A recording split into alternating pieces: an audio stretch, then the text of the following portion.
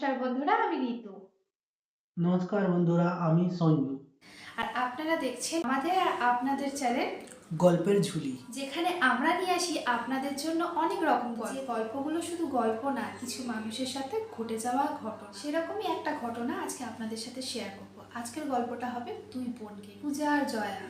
আজকে হঠাৎই ওদের কথা খুব মনে পড়লো যখন আমি একটা পুরনো অ্যালবাম দেখছিলাম। মানুষের জীবনে এতটা স্ট্রাগল হয় ওদেরকে না দেখলে জানতাম না। আমার এখনো মনে আছে সেই রাতের ঘটনা, যখন ওদের বাবা ওদেরকে বাড়ি থেকে তাড়িয়ে দিয়েছিল। দেখেছিলাম পাড়া প্রতিবেশীদের আসল চেহারা। সেদিন কেউ ওদের আটকাতে আসেনি।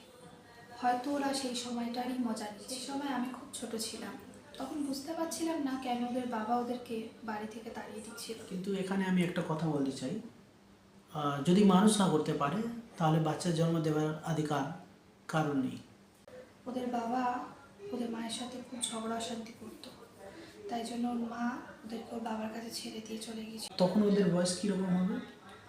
তখন ওদের বয়স ওই 10-11 বছর করে হবে। ওদের মা চলে যাওয়ার পর ওদের বাবা বলতো, মাকে নিয়ে আয়, নাহলে বাড়ি থেকে বার করে দেবো। আর ওরা ওই কথাগুলো শুনে ওর মাকে গিয়েও বলতো, কিন্তু ওর মা আসতো না, ভয় পেত। ওদের বাবা মেন্টাল পেশেন্ট ছিল, তাই জন্য ওর মা ওদের কথা ভেবে ফিরে আসে না। তাই জন্য ওদেরকে ঘর ছাড়া হতে হলো। আর তখন থেকে ওই দুই বোন রাস্তায় রাস্তায় ঘুরে বেড়াতো। খাওয়ারও কিছু থাকতো না, কেউ খেতেও দিত না, কারোর বাড়ি যেতেও পারতো না, কারণ সবাই ওদেরকে বলতো এখানে আসবি না, মায়ের কাছে যা। আবার মায়ের কাছে যখন যেত তখন বলতো এখানে আসিস না, বাবার কাছে যা, বাবাকে গিয়ে বল। তাই ওরা না কারখানায় কাজ করতো আর রাত্রিবেলা স্টেশনে রাত কাটাতো। ওরা কি পড়াশোনা করতো না? পড়াশোনা করতো, যতদিন সব কিছু ঠিকঠাক ছিল, ওর মাও ছিল, ততদিন পড়াশোনা করেছে।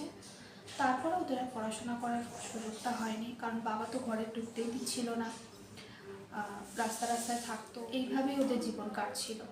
এখন জানি না ওরা কোথায়, যদি জানতে পারি আপনাদের সাথে অবশ্যই শেয়ার। কিন্তু এই সবের মধ্যে আমার একটাই প্রশ্ন, কি ওই বাচ্চাদের কি দোষ ছিল? বন্ধুরা, আপনাদের কাছে যদি এই প্রশ্নের উত্তর থাকে অবশ্যই আমাদেরকে কমেন্টে জানান। আজকের জন্য এতটাই, আবার দেখা হবে অন্য কোনো গল্পের সাথে। আর যদি ভালো লেগে থাকে এই গল্পটা অবশ্যই লাইক করুন, সাবস্ক্রাইব করুন, শেয়ার করুন আর আমাদের পাশে থাকবেন।